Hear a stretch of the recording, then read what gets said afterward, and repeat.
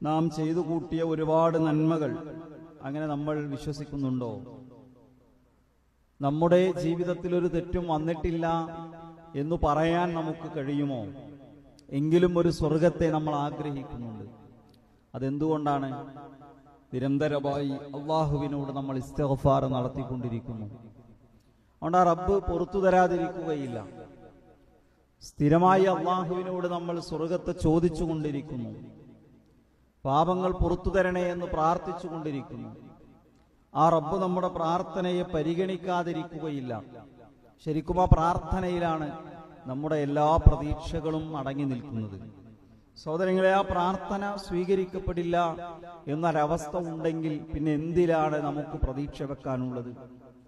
നമ്മുടെ കയ്യിലെ ആകെയുള്ള അവലംബം പ്രാർത്ഥനയാണ്. പടച്ചവനോട് പറയുന്നുണ്ട്, അള്ളാഹു കാരുണ്യവാനാണ്, അള്ളാഹു ദയാപരനാണ്, റഹീമാണ്, റഹ്മാനാണ്. അതുകൊണ്ട് ഓരോ നമസ്കാര ശേഷവും ജീവിതത്തിൽ ഓർമ്മ വരുന്ന സന്ദർഭങ്ങളിലെല്ലാം, യാത്രകളിൽ, പ്രാർത്ഥന സ്വീകരിക്കപ്പെടുന്ന ഉത്തരം ചെയ്യുന്ന പ്രത്യേക സമയങ്ങളിൽ ഇരു കരങ്ങളും വാനിലേക്ക് ഉയർത്തി അള്ളാഹുവിനോട് നമ്മൾ ചോദിച്ചുകൊണ്ടേയിരിക്കുന്നു. പക്ഷേ ആ കൈകളെ അള്ളാഹു തിരസ്കരിച്ചാലോ അത് തള്ളിക്കളഞ്ഞാലോ പിന്നെ എന്തിലാണ് നമുക്ക് പ്രതീക്ഷ വെക്കാനുള്ളത്? നമുക്ക് പ്രാർത്ഥന തിരസ്കരിക്കപ്പെടുന്ന, പ്രാർത്ഥന തള്ളപ്പെടുന്ന ചില കാര്യങ്ങൾ അല്ലാഹു സുബ്ഹാനഹു വതആലയും പ്രവാചകൻ സല്ലല്ലാഹു അലൈഹി വസല്ലമയും നമ്മളെ പഠിപ്പിക്കുന്നു. അത് നമ്മൾ പഠിച്ചു മനസ്സിലാക്കി അതിൽ നിന്ന് വിട്ടുനിന്നില്ല എങ്കിൽ നമ്മുടെ പ്രാർത്ഥന കാരുണ്യവാന്മാരിൽ കാരുണ്യവാനായ അള്ളാഹു തള്ളിക്കളയുമെന്ന്. പൊതുവിൽ അള്ളാഹു മനുഷ്യരുടെ പ്രാർത്ഥന സ്വീകരിക്കാനാണ് സാധ്യത കൂടുതലുള്ളത്. ഖാല റബ്ബുക്കും ഉദ്ഉനി അസ്തജിബ് ലക്കും. എന്റെ റബ്ബ് പറഞ്ഞിരിക്കുന്നു, പ്രവാചകരെ പറയൂ, എന്റെ റബ്ബ് പറഞ്ഞിരിക്കുന്നു, നിങ്ങൾ എന്നോട് പ്രാർത്ഥിക്കുവിൻ, ഞാൻ നിങ്ങൾക്ക് ഉത്തരം ചെയ്യാം. ഉദ്ഉനി, നിങ്ങൾ എന്നോട് പ്രാർത്ഥിക്കുവിൻ, അസ്തജിബ് ലക്കും, ഞാൻ നിങ്ങൾക്ക് ഉത്തരം ചെയ്യാം. അള്ളാഹു പ്രാർത്ഥന സ്വീകരിക്കാനാണ് സാധ്യത കൂടുതൽ, പ്രാർത്ഥന തള്ളിക്കളയാനല്ല.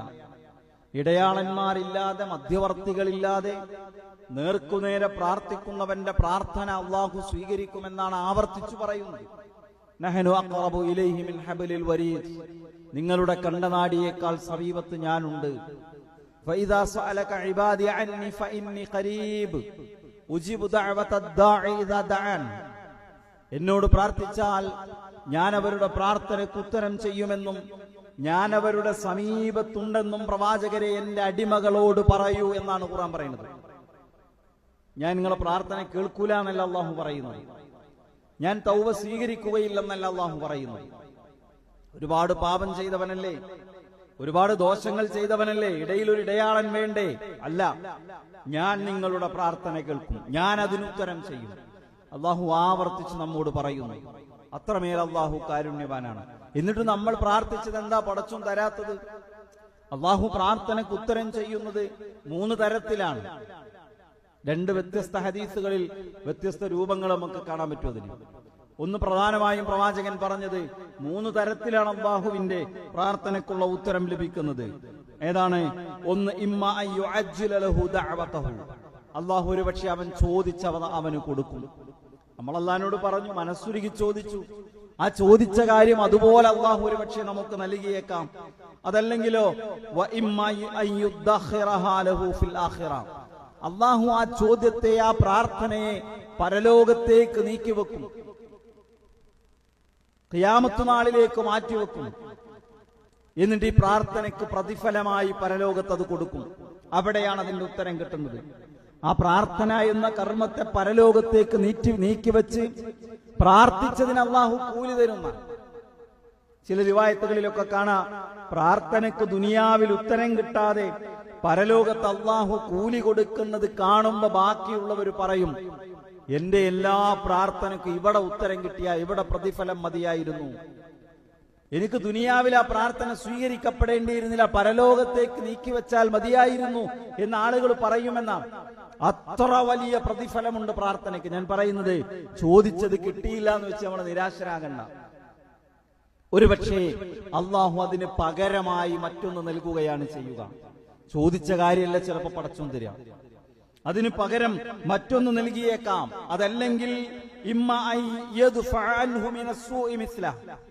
അതിനുപോലെയുള്ള ഒരു പ്രയാസത്തെ അള്ളാഹു തടയുകയാണ് ചെയ്യുക. നമ്മളൊരു ആഗ്രഹമാണ് അള്ളാഹിനോട് ചോദിച്ചത്, നമ്മുടെ ഒരു സ്വപ്നമാണ് അള്ളാഹിനോട് ചോദിച്ചത്, നമുക്കൊരു ഗുണം അള്ളാഹുവിനോട് ആവശ്യപ്പെട്ടു. പക്ഷെ അള്ളാഹു ഒരു പക്ഷെ ആ ഗുണം നമുക്ക് തരുന്നതിന് പകരം നമുക്ക് വരാനിരിക്കുന്ന വലിയ ഒരു ഭാരത്തെ അള്ളാഹു തടഞ്ഞു വെച്ചു. ഇല്ലേ, ഒരു ആക്സിഡന്റിൽ നിന്ന് ഞാൻ അത്ഭുതകരമായി രക്ഷപ്പെട്ടു. ആ രോഗം അത് കാരണം ഞാൻ മരണത്തെ തൊട്ടു, അവിടെ വെച്ചാണ് ഞാൻ രക്ഷപ്പെട്ടു പോകുന്നത്. നമ്മൾ അള്ളാഹുവിനോട് ആവശ്യപ്പെട്ട ഏതോ ആഗ്രഹം സാധിപ്പിച്ചു തരാതെ അള്ളാഹു ഒരുപക്ഷെ നമുക്ക് വരാനിരുന്ന ആക്സിഡന്റിൽ നിന്ന് നമ്മളെ രക്ഷപ്പെടുത്തിയതാകാം, ആ രോഗാവസ്ഥയിൽ നിന്ന് അള്ളാഹു നമ്മളെ രക്ഷപ്പെടുത്തിയതാകാം. നമ്മൾ ചോദിക്കുന്നത് തന്നെ തരണമെന്നില്ല. അള്ളാഹു എവിടെയും അങ്ങനെ പറഞ്ഞിട്ടില്ല. ചോദിച്ചാൽ അതുപോലെ തരുമെന്നും ഉടൻ ഉത്തരം ചെയ്യുമെന്നുമല്ല അള്ളാഹുവിന്റെ ഓഫർ, വാഗ്ദാനം എന്ന് പറയുന്നത്. മൂന്നിലൊന്ന് സംഭവിക്കും. ഒന്നുകിൽ അതുപോലെ തരാം, അല്ലെങ്കിൽ പരലോകത്തേക്ക് നീക്കിവെച്ച് അവിടെ അതിന്റെ പ്രതിഫലം ലഭിക്കാം. അതല്ലെങ്കിൽ സമാനമായ ഒരപകടത്തെ നമ്മൾ ചോദിച്ച കാര്യം നൽകുന്നതിന് പകരമായി ഒരുപക്ഷെ ആ അപകടത്തെ അള്ളാഹു നമ്മിൽ നിന്ന് തടഞ്ഞു നിർത്താം. ഈ മൂന്നൊരു തരത്തിൽ അള്ളാഹു നമുക്ക് ഉത്തരം ചെയ്യുമെന്ന കാര്യത്തിൽ തർക്കമില്ല, മൂന്നാലൊരു രൂപത്തിൽ. പക്ഷേ ആ ഉത്തരം നമുക്ക് ലഭിക്കണമെങ്കിൽ നമ്മുടെ ജീവിതത്തിൽ ചില കാര്യങ്ങൾ ഉണ്ടാകാൻ പാടില്ല. ഒന്ന്, അശ്രദ്ധനായി പ്രാർത്ഥിക്കരുത്. അല്ലേ, അന്നാരോ പറഞ്ഞില്ലേ, പോയ ഒരു വാക്ക് കിട്ടിയ ഒരു ആന. ഇതാണോ പടച്ചവനോട് ചോദിക്കേണ്ട രീതി? ഒരിക്കലുമല്ല. അല്ലാഹു സുബ്ഹാനഹു വ തആല പഠിപ്പിച്ചത്, പ്രവാചകൻ പഠിപ്പിച്ചത് എന്താ? ഉദ്ഉല്ലാഹ വഅൻതും മൂഖിനൂന ബിൽ ഇജാബ. ഞാൻ എന്റെ റബ്ബിനോടാണ് ചോദിക്കുന്നത്, അവൻ എനിക്ക് ഉത്തരം ചെയ്യുമെന്ന ദൃഢവിശ്വാസത്തോടു കൂടിയാണ്, ഉറപ്പോടുകൂടിയാണ് അള്ളാഹിനോട് ചോദിക്കേണ്ടത്.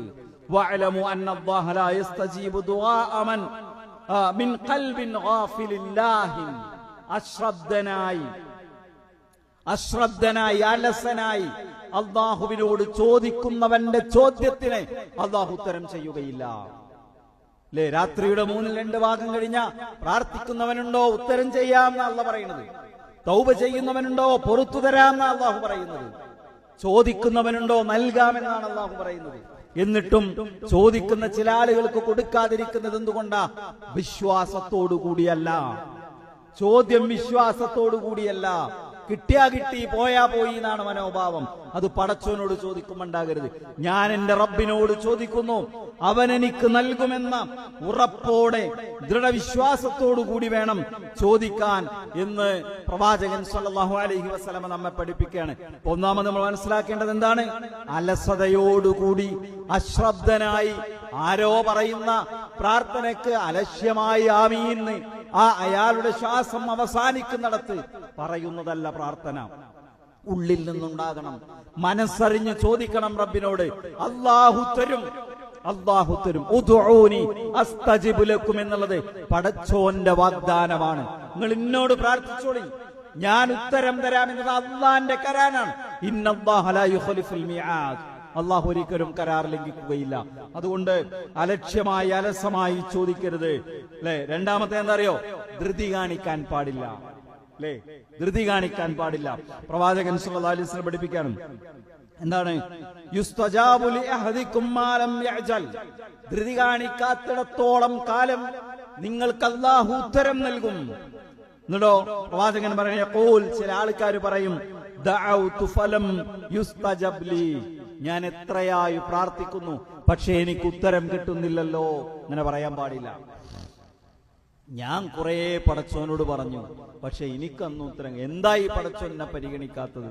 എന്തൊരു കഷ്ടകാലമാണ് എന്റെ കഷ്ടകാലം, എന്റെ അവസ്ഥ. അള്ളാ എന്നെ തിരിഞ്ഞു നോക്കണില്ലല്ലോ. സഹോദരങ്ങളെ, ഒരിക്കലും പ്രയോഗിക്കാൻ പാടില്ലാത്ത വാക്കാണ്. അല്ലാഹു റഹ്മാനാണ്, അല്ലാഹു കാരുണ്യവാനാണ്. അല്ലാഹു നമ്മെ തിരിഞ്ഞു നോക്കാതിരിക്കുകയില്ല.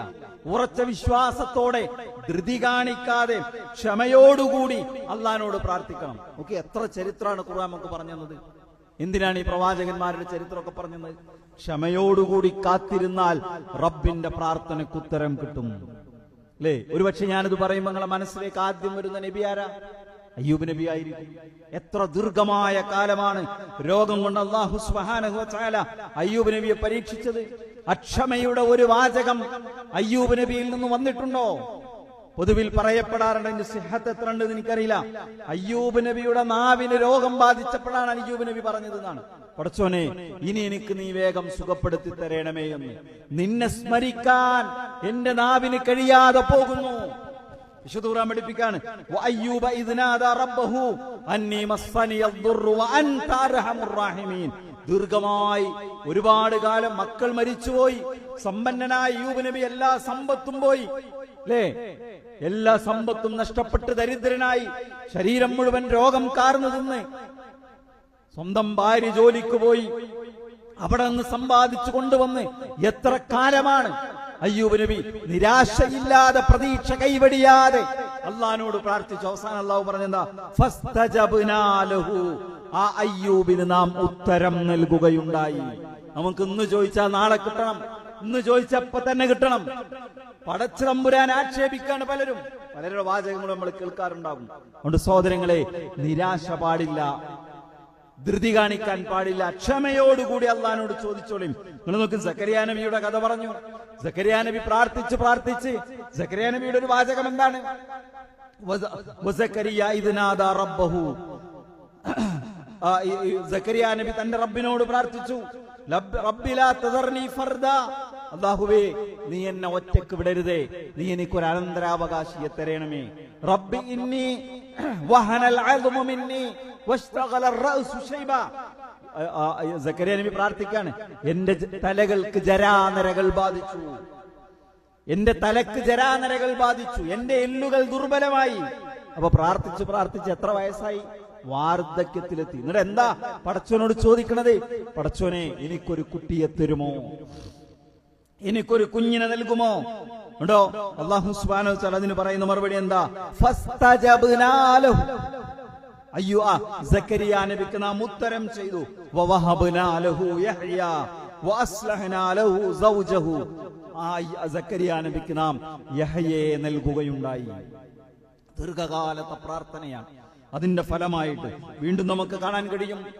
ആരാണ്? യൂനുസ് നബിയെ കുറിച്ച് എത്ര കാലമാണ് മത്സ്യത്തിന്റെ വയറ്റിൽ പരീക്ഷിക്കപ്പെട്ടവനായി മഹാനായ യൂനുസ് അലൈഹിസ്സലാത്തു വസ്സലാം കഴിഞ്ഞുകൂടിയത്. വദന്നൂന ഇദ് ദഹബ മുഗാദിബൻ ഫളന്ന അല്ലൻ ഖദറ അലൈഹി ഫനാദാ ഫിൽ ദുലുമാത്. ആ മത്സ്യത്തിന്റെ കടലിന്റെ ഇരുട്ടറയിൽ, മത്സ്യത്തിന്റെ വയറെന്ന ആ ഇരുട്ടറയിൽ കടന്ന് മഹാനായ യൂനുസ് അലൈഹിസ്സലാത്തു വസ്സലാം പ്രാർത്ഥിച്ചു. അല്ലാഹു അതിന് പറയുന്ന മറുപടി എന്താ? ഫസ്തജബ്നാ ലഹു. യൂനുസിന് നാം ഉത്തരം ചെയ്തു. വനജ്ജൈനാഹു മിനൽ ഗം വകദാലിക നുൻജിൽ മുഅ്മിനീൻ. അദ്ദേഹത്തെ നാം രക്ഷപ്പെടുത്തുകയുണ്ടായി. ആ കടലിൽ നിന്ന് രക്ഷപ്പെടുത്തി, ദുഃഖത്തിൽ നിന്ന് മോചനം നൽകി. തെറ്റുപറ്റിപ്പോയല്ലോ എന്ന കുറ്റബോധത്തിൽ നിന്ന് അല്ലാഹു യൂനുസ് നബിയെ രക്ഷപ്പെടുത്തി. അത്ഭുതകരമായി മത്സ്യം കരയിൽ വന്നു യൂനുസ് നബിയെ തുപ്പിക്കളഞ്ഞു. ഒന്നാലോചിച്ച് നോക്കി, ഒരിക്കലും രക്ഷപ്പെടുകയില്ല എന്ന് വിചാരിക്കുന്ന അവസ്ഥയിൽ നിന്ന് പ്രാർത്ഥനയ്ക്കുത്തരമായി അല്ലാഹു സുബ്ഹാനഹു വ തആല യൂനുസ് അലൈഹിസ്സലാമയെ രക്ഷപ്പെടുത്താൻ. ഇബ്നു ഖയ്യിം അൽ ജൗസിയുടെ ഒരു വാചകമുണ്ട്, അദ്ദുആഉ കസ്സഹം. ദുആ ഒരു അമ്പ് പോലെയാണ്. അതിന് അമ്പും വില്ലും അതിന്റെ ഞാണും ഒക്കെ ആവശ്യമുണ്ട്.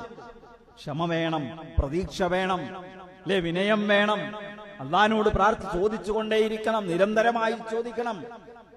കുട്ടി വാശി പിടിച്ച് കരയുന്നത് പോലെ ഹസനുൽ ബസ്രി റഹ്മത്തുള്ളാഹിയുടെ ഒരു വാചകം കാണാൻ സാധിക്കും, അല്ലേ? കുട്ടിക്ക് ഇഷ്ടപ്പെട്ട ഒരു കാര്യം കിട്ടിയില്ലെങ്കിൽ എന്താ ചെയ്യാം? വാശി പിടിച്ച് കരയും, നിലത്ത് കടന്ന് ഉരുണ്ട് കരയും. നിങ്ങൾ അള്ളാഹിനോട് അതുപോലെ ചോദിക്കണം. കുട്ടി വാശി പിടിച്ച് കരയുന്നത് പോലെ ചോദിക്കണം. പടച്ചോൻ തരും, അള്ളാഹു നൽകും. അതുകൊണ്ട് ധൃതി കാണിക്കാൻ പാടില്ല. മൂന്നാമത്തെ സഹോദരങ്ങളെ, വളരെ പ്രധാനപ്പെട്ട മറ്റൊരു കാര്യം, ഹറാമ് തിന്നാൻ പാടില്ല.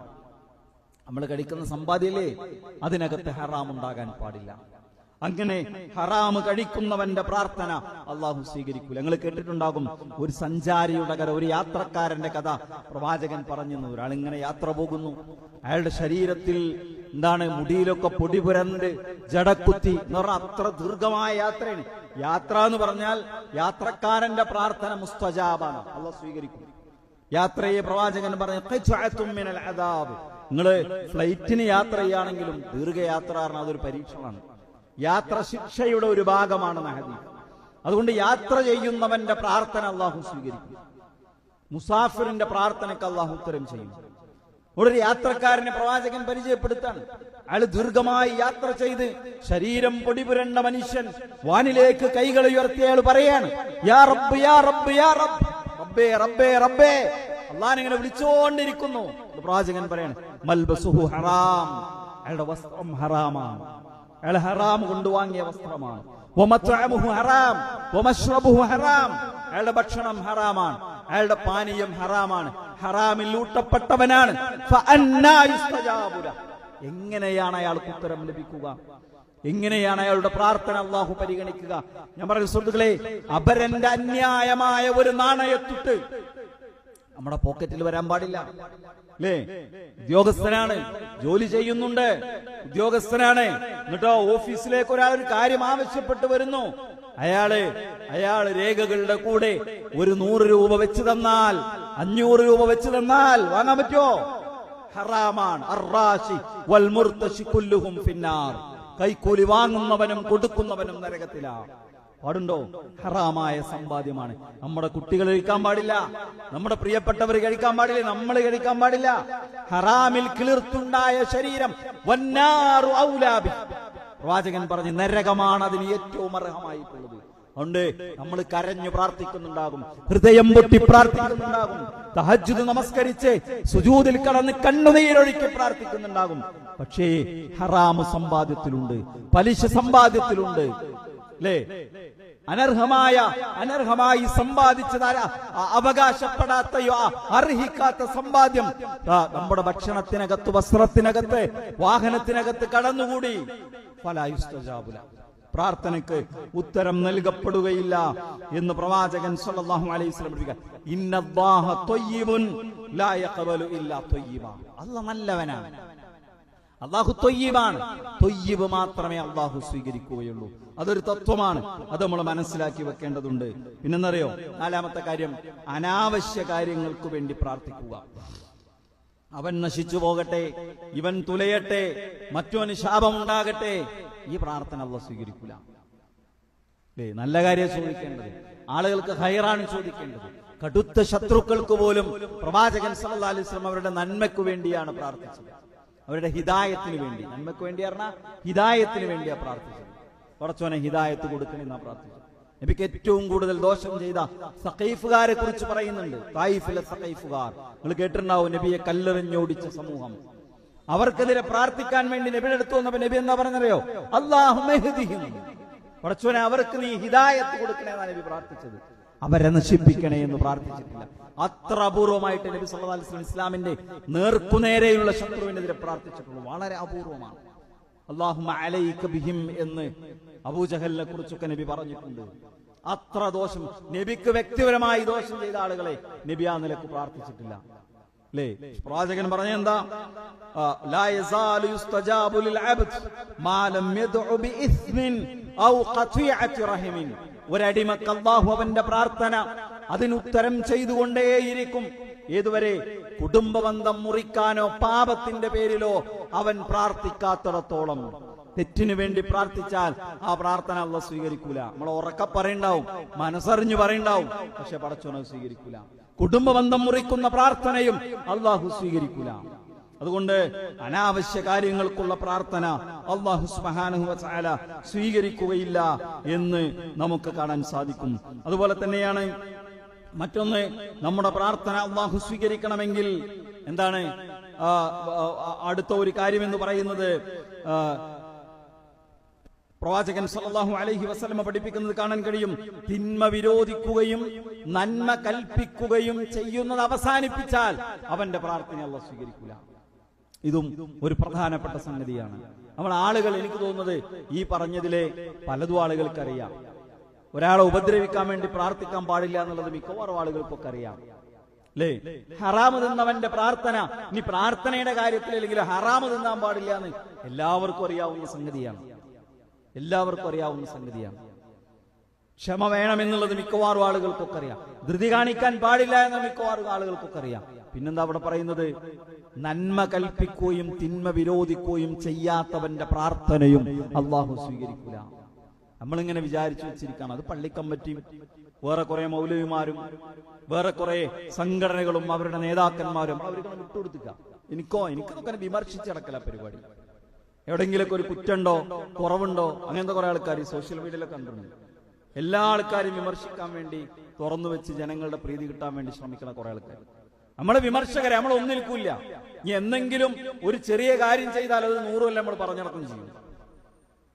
ഇത് നമ്മുടെ ഉത്തരവാദിത്തമാണ്. സമൂഹത്തിന് നന്മ പകർന്നു കൊടുക്കുക എന്നുള്ളത് വിശ്വാസിയുടെ ഉത്തരവാദിത്തമായിട്ടാണ് പ്രവാചകൻ സല്ലല്ലാഹു അലൈഹി വസല്ലം പഠിപ്പിച്ചത്, വിശുദ്ധ ഖുർആൻ പഠിപ്പിച്ചത്. അള്ളാഹുവിന്റെയും പ്രവാചകന്റെയും അധ്യാപനങ്ങളിൽ നമുക്ക് കാണാൻ പറ്റും അല്ലേ? ലുഅനല്ലദീന കഫറൂ, അല്ലാഹു സുബ്ഹാനഹു വ തആല ബനൂ ഇസ്രായേൽ അവിശ്വാസികളെ ശപിച്ചു. എന്താ കാരണം? ലാ യതനാഹൗന അൻ മുൻകരിൻ ഫഅലൂ, നാട്ടിൽ തെറ്റു കണ്ടാൽ അവർ എതിർക്കാറുണ്ടായിരുന്നില്ല. ഇവിടെ ശിർക്കുണ്ടായ പ്രശ്നമില്ല നമുക്ക്. ഇവിടെ ആൾക്കാർ അല്ലാത്തവരെ വിളിച്ചു പ്രാർത്ഥിച്ചാൽ നമുക്ക് പ്രശ്നമില്ല. ഇവിടെ ജാറങ്ങളിൽ പോയി കുമ്പിട്ടുന്ന സുജൂദ് ചെയ്താൽ നമുക്ക് പ്രശ്നമില്ല. ഇവിടെ ജാറങ്ങളെ തവാഫ് ചെയ്താൽ നമുക്ക് പ്രശ്നമില്ല. അള്ളാഹ്ക്ക് കൊടുക്കുന്ന നേർച്ചകൾ അള്ളാഹു അല്ലാത്തവർക്ക് കൊടുത്താൽ നമുക്ക് പ്രശ്നമില്ല. നമ്മളെ ബാധിക്കുന്ന കാര്യമല്ലല്ലോ. അതൊക്കെ അവരായി, അവരുടെ പാടായി. മതം പറയുന്നത് അങ്ങനെ ചെയ്യരുതെന്ന. തെറ്റു കണ്ടാൽ അതിനെ എതിർക്കണം, സമൂഹത്തിന് നന്മ പകർന്നു കൊടുക്കണം. പ്രവാചകൻ സല്ലല്ലാഹു അലൈഹി വസല്ലം വിശദീകരിക്കുന്നത് നമുക്ക് കാണാൻ കഴിയും. വല്ലദീ നഫ്സീ ബിയദി, എന്റെ ആത്മാവ് ആരുടെ കയ്യിലാണോ അവൻ തന്നെ സത്യം, അല്ലാഹുവാണ് സത്യം. ലതഉമുറുന്ന ബിൽ മഅറൂഫി വലതൻഹവുന്ന അനിൽ മുൻകർ, നിങ്ങൾ ആളുകളോട് നന്മ കൽപ്പിക്കണം, നിങ്ങൾ സമൂഹത്തിൽ കാണുന്ന തിന്മ വിരോധിക്കണം. നമ്മൾ എന്തിനാ അവന്റെ കാര്യത്തിൽ ഇടപെടാൻ പോണെന്നൊരു വിശ്വാസ്യത പറഞ്ഞു മാറി നിൽക്കാൻ പാടില്ല. നമ്മൾ എന്തിനാ മറ്റുള്ളവന്റെ വിഷയത്തിൽ ഇടപെടാൻ പോടെ? നമ്മളെ കാര്യം നോക്കിയാ പോരെ? അങ്ങനെ ചിന്തിക്കാൻ പാടില്ല. അങ്ങനെ ചിന്തിച്ച ആളുകൾ ഉണ്ടായിരുന്നു. അബൂബക്കർ സിദ്ദീഖ് റളിയല്ലാഹു അൻഹുവിന്റെ കാലഘട്ടത്തിൽ ചില ആൾക്കാരൊക്കെ വിശുദ്ധ ഖുർആനിൽ ഒരു ആയത്തോതി. എന്താ ആയത്ത് എന്നറിയോ? എന്തായത്ത്? അലൈക്കും അൻഫുസകും ലാ യദുറുക്കും മൻ ലല്ല ഇദാ ഹദൈതും, നിങ്ങൾ നിങ്ങളുടെ കാര്യത്തിൽ ശ്രദ്ധിക്കുക, എന്നാൽ വഴിപിഴച്ചു പോയ ആളുകൾക്ക് നിങ്ങളെ പ്രയാസപ്പെടുത്താൻ കഴിയില്ല. ആയത്തോതിട്ട് ചില ആളുകളൊക്കെ പള്ളി മെഹ്റാബിൽ കഴിഞ്ഞുകൂടിയ, ഞാൻ എന്റെ നിസ്കാരം, എന്റെ നോമ്പ്, എന്റെ ആരാധന, എന്റെ സക്കാത്ത്, എന്റെ വീട്, എന്റെ കുടുംബം, നമ്മളൊക്കെ എങ്ങനെ നമ്മളൊന്ന് സ്വയം ചിന്തിക്കുക, ആലോചന നടത്തുക. വേറെ ഒരു ഉത്തരവാദിത്വം നമുക്കില്ല. നാട്ടിൽ എന്ത് വൃത്തികേട് നടന്നാലും നമുക്ക് പ്രശ്നമില്ല, നമ്മളതിലില്ലാതെ മാത്രമേ ചിന്തിക്കുന്നുള്ളൂ. ആളുകൾ അങ്ങനെ ചിന്തിച്ചു. അബൂബക്കർ സിദ്ദീഖ് റളിയല്ലാഹു അൻഹു മിമ്പറിൽ കയറി നിന്നു. എന്നിട്ട് ജനങ്ങളോട് പറഞ്ഞു, ജനങ്ങളോട് സംസാരിച്ചു. എന്താ പറഞ്ഞത്? ഇന്നക്കും തഖറഊന ഹാദിഹിൽ ആയ വതളഊന ഫി ഗൈരി മൗളിഇഹി, നിങ്ങളിതാ ഈ ആയത്ത് ഓതുന്നു. വതളഊനഹാ ഫി ഗൈരി മൗളിഇഹാ, എന്നിട്ട് അതിനെ ഉദ്ദേശിക്കാത്ത അർത്ഥം നിങ്ങൾ സങ്കല്പിക്കുന്നു. ഏതായത്ത്? അലൈക്കും അൻഫുസകും, നിങ്ങൾ നിങ്ങളുടെ കാര്യം നോക്കണം, എന്നാൽ വഴിപെടുത്തിപ്പോയവർക്ക് നിങ്ങളെ ഉപദ്രവിക്കാൻ കഴിയില്ല എന്നുള്ള ആയത്ത്. അബൂബക്കർ റളിയല്ലാഹു അൻഹു വല്ലാഹി ഇന്നി സമഅതു റസൂലല്ലാഹി സ്വല്ലല്ലാഹു അലൈഹി വസല്ലം യഖൂൽ, അല്ലാഹുവാണ് സത്യം, അല്ലാഹുവിന്റെ റസൂൽ പറയുന്നത് ഞാൻ കേട്ടിട്ടുണ്ട്. എന്താണത്? ലതഅമുറുന്ന ബിൽ മഅറൂഫി വലതൻഹവുന്ന അനിൽ മുൻകർ, നിങ്ങൾ ജനങ്ങൾക്ക് നന്മ പഠിപ്പിച്ചു കൊടുക്കണം, നിങ്ങൾ സമൂഹത്തിലുള്ള തിന്മകളെ എതിർക്കണം. നന്മ പഠിപ്പിക്കുമ്പോൾ അത്ര പ്രശ്നം ഉണ്ടാവില്ല. തിന്മകൾ എതിർക്കുമ്പോഴോ ആളുകൾ തിരിച്ചു വിമർശിക്കും, ആളുകൾ തിരിച്ചെതിർക്കും, സമൂഹം ഒറ്റപ്പെടുത്തും, ജനങ്ങൾ കുറ്റപ്പെടുത്തും, അവരുടെ ആക്രമണങ്ങൾക്ക് നമ്മൾ വിധേയരാകും. അത് പ്രവാചകന്മാരുടെ മാതൃകയാണ്, അത് സ്വഹാബത്തിന്റെ മാതൃകയാണ്, അത് സലഫ് സാലിഹുകളുടെ രീതിയാണ്. എവിടെയൊക്കെ നന്മ പഠിപ്പിച്ചിട്ടുണ്ടോ അവരെല്ലാം കല്ലെറിയപ്പെട്ടിട്ടുണ്ട്. എവിടെയെല്ലാം തൗഹീദിലേക്ക് ആളുകളെ ക്ഷണിച്ചിട്ടുണ്ടോ അവരെല്ലാം ആക്രമിക്കപ്പെട്ടിട്ടുണ്ട്. എവിടെയെല്ലാം ശിർക്കിനെതിരെ ശബ്ദമുയർത്തിയിട്ടുണ്ടോ അവർക്കെല്ലാം കല്ലേറുകൊണ്ടിട്ടുണ്ട്. ബനൂ ഇസ്രായേലുകാരെ കുറിച്ച് പറഞ്ഞെന്നറിയോ? അകാരണമായി അവർ പ്രവാചകന്മാരെ കൊന്നുകളഞ്ഞു. കൊല്ലപ്പെട്ട പ്രവാചകന്മാരുണ്ടായിട്ടുണ്ട്, കൊല്ലപ്പെട്ട സ്വഹാബാക്കൾ ഉണ്ടായിട്ടുണ്ട്. ഇസ്ലാമിൽ ആദ്യത്തെ രക്തസാക്ഷി ആരാണ്? സുമയ്യ റളിയല്ലാഹു അൻഹ പ്രായമേറെ ചെന്ന ഒരു വനിതയാണ്, ഒരു സ്വഹാബ വനിതയാണ്, പ്രായമേറെയുണ്ട്. അവരെ ക്രൂരമായി കൊന്നുകളഞ്ഞു. എന്താ കാരണം? ലാ ഇലാഹ ഇല്ലല്ലാഹ് പറഞ്ഞു, ആളുകളെ ക്ഷണിച്ചു. അബൂബക്കർ സിദ്ദീഖ് റളിയല്ലാഹു അൻഹു നബിയോട് ഇങ്ങനെ ഇടക്കിടക്ക് പറയും, നബിയെ നമുക്ക് പരസ്യമായി പറയണ്ടേ? രഹസ്യ പ്രബോധനം നടക്കുന്ന കാലഘട്ടമാണ്. ഇടക്കിടക്ക് നബിനോട് പറയും, നബി നമുക്കൊന്ന് പരസ്യമായി പറയണ്ടേ? എപ്പോഴാ നമ്മൾ പരസ്യമായി പറയാ? നബി പറയും, അബൂബക്കറെ സമയം വരട്ടെ, സമയം വരട്ടെ, സമയമാകട്ടെ. അബൂബക്കർ റളിയല്ലാഹു അൻഹു നിരന്തരമായി പറഞ്ഞുകൊണ്ടിരുന്നപ്പോ നബി സല്ലല്ലാഹു അലൈഹി വസല്ലം അനുവാദം കൊടുത്തു. എല്ലാവരും കഅബാലയത്തിന്റെ ഓരത്തെത്തി. ഒരുമിച്ചിരുന്നില്ല. പ്രവാചകന്റെ കൂടെ ഒരുമിച്ചിരുന്നാൽ ആളുകൾ സംശയിക്കും, എല്ലാവരെയും മക്കക്കാരെ ആക്രമിക്കും. പലരും പല ഭാഗങ്ങളിലായി ചിതറിയിരുന്നു.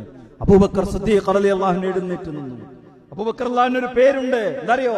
അവ്വലു ഖതീബിൻ ഫിൽ ഇസ്ലാം, ഇസ്ലാമിലെ ആദ്യത്തെ ഖതീബ്. ജനങ്ങളുടെ മുന്നിൽ എഴുന്നേറ്റ് നിന്ന് ലാ ഇലാഹ ഇല്ലല്ലാഹ് പ്രഖ്യാപിക്കൂ എന്ന് സമൂഹ മധ്യത്തിൽ ആദ്യം എഴുന്നേറ്റ് നിന്ന് പ്രസംഗിച്ച പ്രാസംഗികൻ അബൂബക്കർ റളിയല്ലാഹു അൻഹു ആണ്. എഴുന്നേറ്റ് നിന്നിട്ട് പറഞ്ഞു, യാ മഅ്ശറ ഖുറൈശ് ഖൂലൂ ലാ ഇലാഹ ഇല്ലല്ലാഹ്, ഖുറൈശികളെ നിങ്ങൾ ലാ ഇലാഹ ഇല്ലല്ലാഹ് പ്രഖ്യാപിക്കുവിൻ. അവർ അദ്ദേഹത്തെ അടിച്ചു.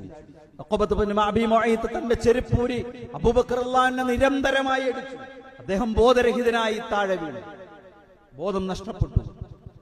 ചരിത്രം പറയുന്ന അദ്ദേഹത്തിന്റെ മൂക്ക് മാത്രമാണ് കണ്ടാൽ തിരിച്ചറിഞ്ഞിരുന്നത്. അല്ലെ, മുഖത്തിന്റെ ഷേപ്പ് മാറ്റുന്ന അറിയില്ല, അത് ശരിക്കും സംഭവിച്ചു. ബനു തൈമ് കുടുംബം, ഖുറൈശ് ഗോത്രത്തിലെ ബനു തൈമ് കുടുംബത്തിലാണ് അബൂബക്കർ റളിയല്ലാഹു അൻഹു. ഒരു തുണി വിരിച്ച് അബൂബക്കർ റളിയല്ലാഹു അൻഹു അതിലേക്ക് എടുത്തു കടത്തി. അവർക്ക് ഗോത്ര വർഗീയത കൂടുതലാണ്. അവർ പറഞ്ഞു, എന്താണ്, അബൂബക്കർ മരണം സംഭവിച്ചാൽ ഉഖബയെ ഞങ്ങൾ വെറുതെ വിടൂല. അബൂബക്കർ റളിയല്ലാഹു അൻഹു എടുത്തുകൊണ്ട് വീട്ടിലേക്ക് കൊണ്ടുപോയി. അന്നത്തെ വൈകുന്നേരം ആയിട്ടാണ്, അന്നത്തെ രാവോടടുക്കുമ്പോഴാണ് അബൂബക്കർ റളിയല്ലാഹു അൻഹുവിന് ബോധം വീണ്ടും കിട്ടിയത്. എഴുന്നേറ്റ ഉടനെ അദ്ദേഹം ചോദിച്ചത്, എന്റെ നബിക്ക് എന്തു പറ്റി? നബി ആരെങ്കിലും ആക്രമിച്ചോണം? ഉമ്മുൽ ഖൈർ പറഞ്ഞു, അബൂബക്കർ വെള്ളം കുടിക്കൂ. അദ്ദേഹം പറഞ്ഞു, എന്റെ പ്രവാചകൻ എന്തു സംഭവിച്ചു എന്നറിയാതെ ഒരിറ്റു വെള്ളം ഞാൻ എന്റെ തൊണ്ടയിലേക്ക് ഇറക്കുകയില്ല. ചരിത്രം വിശാലമാണ്, അത് മനസ്സിലാക്കിയതിന് ഒന്നും സംഭവിച്ചിട്ടില്ല എന്നറിഞ്ഞ് അർഖം ഇബ്നു അബിൽ അർഖമിന്റെ വീട്ടിലെത്തി.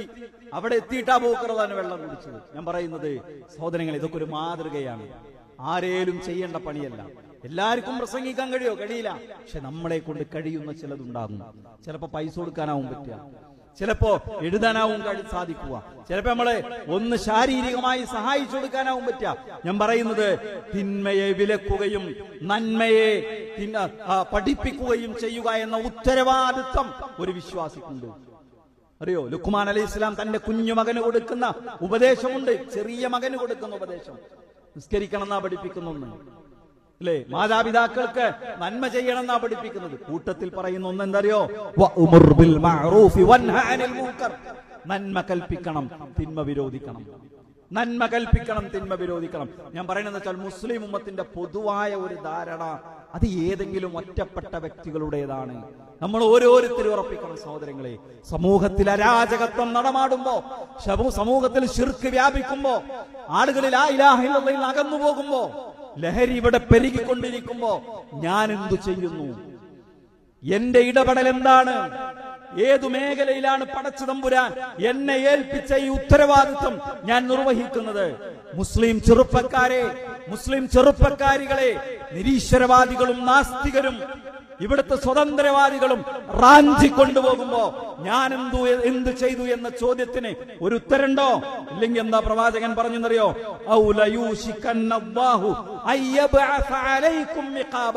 അല്ലാഹു അവന്റെ ശിക്ഷ നിങ്ങളുടെ മേലിറക്കും.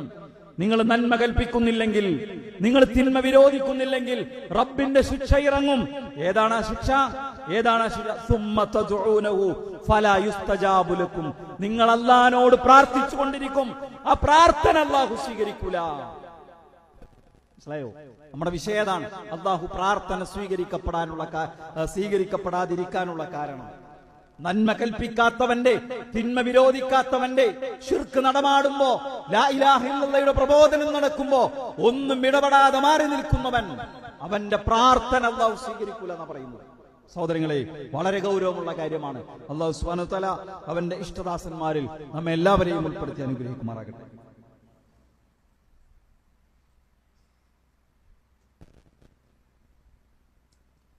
അൽഹംദുലില്ലാഹ് അൽഹംദുലില്ലാഹി റബ്ബിൽ ആലമീൻ. അല്ലാഹുമ്മ സ്വല്ലി വസല്ലിം അലാ നബിയിനാ മുഹമ്മദിൻ വഅലാ ആലിഹി വഅസ്ഹാബിഹി അജ്മഈൻ. അമ്മാ ബഅദ്. ഇത്തഖുല്ലാഹ ഇബാദല്ലാഹ്. സ്നേഹം നിറഞ്ഞ സഹോദരി സഹോദരന്മാരെ, വിശ്വാസികളെ, അല്ലാഹുവെ സൂക്ഷിച്ച് റബ്ബ് സുബ്ഹാനഹു വ തആലയുടെ നിയമനിർദ്ദേശങ്ങളും വിധിവിലക്കുകളും ജീവിതത്തിന്റെ എല്ലാ സമയത്തിലും സന്ദർഭത്തിലും പാലിച്ചുകൊണ്ട് ജീവിക്കണേ എന്ന് ഒരിക്കൽ കൂടി ഓർമ്മപ്പെടുത്തുന്നു, വസിയത്ത് ചെയ്യുന്നു. അല്ലാഹു അവന്റെ സജ്ജനങ്ങളിൽ, മുത്തഖീങ്ങളിൽ സ്വർഗം ലഭിക്കുന്ന മഹാഭാഗ്യവാന്മാരിൽ നമ്മെ എല്ലാവരെയും ഉൾപ്പെടുത്തി അനുഗ്രഹിക്കുമാറാകട്ടെ. പ്രാർത്ഥനകളിലാണ് നമ്മുടെ പ്രതീക്ഷയുള്ളത്. നമ്മൾ ചെയ്തു വെച്ച ഒരുപാട് കർമ്മങ്ങളിലല്ല, നമുക്ക് ജീവിതത്തിൽ സംഭവിച്ചു പോയ അനേകം തിന്മകളെ കുറിച്ച് ചിന്തിക്കുമ്പോൾ, ഖബറ്, നരകം എന്നൊക്കെ കേൾക്കുമ്പോൾ, വിചാരണയെ കുറിച്ച് ആലോചിക്കുമ്പോൾ ഉള്ളിൽ ഒരുപാട് ആശങ്കകളുണ്ട്. എങ്കിലും നരകത്തിൽ നിന്ന് രക്ഷപ്പെടുമെന്നൊരു പ്രതീക്ഷ നമുക്കുണ്ട്. എങ്കിലും ഖബറിലെ ജീവിതം സുഖകരമാകും, രക്ഷപ്പെട്ടതാകുമെന്നൊരു പ്രതീക്ഷ നമുക്കുള്ളിലുണ്ട്. എന്താ? പടച്ചവനോട് നമ്മൾ ചോദിക്കുന്നുണ്ട്, അള്ളാഹിനോട് നമ്മൾ പ്രാർത്ഥിക്കുന്നുണ്ട്, പടച്ചവനെ പൊറുത്തരണേ എന്ന് പറയുന്നുണ്ട്. സഹോദരങ്ങളെ, ആ പ്രാർത്ഥന അള്ളാഹു സ്വീകരിക്കാതെ പോയാൽ എന്ത് സംഭവിക്കും? അങ്ങനെ സ്വീകരിക്കപ്പെടാതിരിക്കുന്ന ചില കാരണങ്ങളെ കുറിച്ച് നമ്മൾ സൂചിപ്പിച്ചത് അല്ലേ? ഒന്ന്, അശ്രദ്ധയോടുകൂടി പ്രാർത്ഥിക്കരുത്. രണ്ട്, ധൃതി കാണിക്കരുത്. അല്ലേ? ഞാൻ എത്ര പ്രാർത്ഥിച്ചു, പടച്ചോ എന്താ ഉത്തരം ചെയ്യാത്തെന്ന് ചോദിക്കരുത്. നിരന്തരമായി അള്ളാഹിനോട് ചോദിച്ചുകൊണ്ടിരിക്കണം. മൂന്ന്, ഹറാമ് തിന്നരുത്. ഒരു അരക്കാലണ പോക്കറ്റിലേക്ക് അനർഹമായത് കടന്നു വരാതിരിക്കാൻ നമ്മൾ ശ്രദ്ധിക്കണം. അല്ലേ? പിന്നെന്താ? നാലാമത്തേത് എന്താണ്? പിന്നെ നന്മ കൽപ്പിക്കുകയും തിന്മ വിരോധിക്കുകയും ചെയ്യുക എന്നതിൽ നിന്ന് നമ്മൾ ഒരു കാരണവശാലും വിട്ടുനിൽക്കാൻ പാടില്ല. അങ്ങനെ വിട്ടുനിൽക്കുന്ന ഒരു മനുഷ്യനെ സംബന്ധിച്ചിടത്തോളം അവന്റെ പ്രാർത്ഥനയും അള്ളാഹു സ്വീകരിക്കുകയില്ല. അനാവശ്യ കാര്യങ്ങൾക്ക് വേണ്ടി പ്രാർത്ഥിക്കുന്നവന്റെ കുടുംബബന്ധം മുറിക്കാൻ, അതുപോലെ തെറ്റായ കാര്യങ്ങൾക്ക് വേണ്ടി പ്രാർത്ഥിക്കുമ്പോൾ ആ പ്രാർത്ഥനയെ അള്ളാഹു സ്വീകരിക്കൂല. ഒരു പോയിന്റ് കൂടി ചേർത്ത് വെക്കാനുള്ളത്, നിബന്ധന വെച്ച് പ്രാർത്ഥിക്കരുത്. പടച്ചോനെ, നീ വിചാരിക്കുകയാണെങ്കിൽ എനിക്ക് നീ പൊറുത്തരണേ, അള്ളാഹു നീ ഉദ്ദേശിക്കുകയാണെങ്കിൽ എന്റെ കാര്യം സാധിച്ചു തരണേ. അങ്ങനെ അല്ല പ്രാർത്ഥിക്കേണ്ടത്. നീ ഉദ്ദേശിക്കുകയാണെങ്കിൽ, നീ എനിക്കത് അനുവദിച്ചിട്ടുണ്ടെങ്കിൽ, അല്ല, പൂർണ്ണ പ്രതീക്ഷയോടെ അള്ളാഹുവെ അത് തരണേ. ഉദ്ദേശിച്ചിട്ടുണ്ടെങ്കിൽ, നീ കനിയുകയാണെങ്കിൽ, അല്ല, അള്ളാഹുവെ നീ എനിക്ക് അത് തരയണമേ, അത് നൽകണമേ, എനിക്ക് പുറത്തു തരയണമേ, എനിക്ക് സ്വർഗം തരയണമേ, എന്റെ പാപങ്ങൾ അല്ലെങ്കിൽ എന്താഗ്രഹമാണോ ഉള്ളത് പ്രതീക്ഷയോടെ നിബന്ധന വെച്ചുകൊണ്ടല്ലാതെ, അങ്ങനെയാണെങ്കിൽ എന്ന ആ വാക്ക് പ്രയോഗിക്കാതെ അള്ളാഹുവിനോട് പ്രാർത്ഥിക്കുകയാണെങ്കിൽ അള്ളാഹു സുബ്ഹാനഹു വ തആല നമ്മൾ എത്ര വലിയ പാപം ചെയ്ത മനുഷ്യനാണെങ്കിലും ആ പാപങ്ങൾ അള്ളാഹു പുറത്തു തരികയും നമ്മുടെ പ്രാർത്ഥനയ്ക്ക് അള്ളാഹു ഉത്തരം നൽകുകയും ചെയ്യും. പ്രതീക്ഷയാണ് നിരാശയേക്കാൾ ഒരു വിശ്വാസിക്ക് കൂടുതലായിട്ട് ഉണ്ടാകേണ്ടത്. പ്രത്യേകിച്ച് അള്ളാഹുവിന്റെ കാര്യത്തിൽ അള്ളാഹു ഒരിക്കലും നമ്മെ കൈവടിയുകയില്ല. അള്ളാഹു സുബ്ഹാനഹു വ തആല ആ നിലക്ക് ജീവിതത്തെ മുന്നോട്ട് കൊണ്ടുപോകാൻ നമുക്കെല്ലാവർക്കും തൗഫീഖ് നൽകി അനുഗ്രഹിക്കുമാറാകട്ടെ. നമ്മിൽ നിന്ന് വന്നുപോയ എല്ലാ തെറ്റുകുറ്റങ്ങളും പാപങ്ങളും അള്ളാഹു നമുക്ക് പുറത്തു മാപ്പ് നൽകുമാറാകട്ടെ. പ്രയാസങ്ങളിലൂടെ കടന്നു പോകുന്ന ധാരാളം ആളുകളുണ്ട്. ഇന്നും ഒരു സഹോദരനെ കുറിച്ച് പ്രാർത്ഥനയ്ക്ക് വേണ്ടി വസിയത്ത് ചെയ്തിട്ടുണ്ട്. കടുത്ത സാമ്പത്തിക ബുദ്ധിമുട്ടുകളിലൂടെ കടന്നു പോകുന്നു. വലിയ രൂപത്തിൽ ദേവാരംഗത്തൊക്കെ വലിയ സംഭാവനകൾ അർപ്പിച്ചിരുന്ന ഒരു വ്യക്തിത്വമാണ്. അല്ലാഹു സുബ്ഹാനഹു വ തആല അദ്ദേഹത്തിന്റെ പ്രയാസം നീക്കി കൊടുക്കുമാറാകട്ടെ.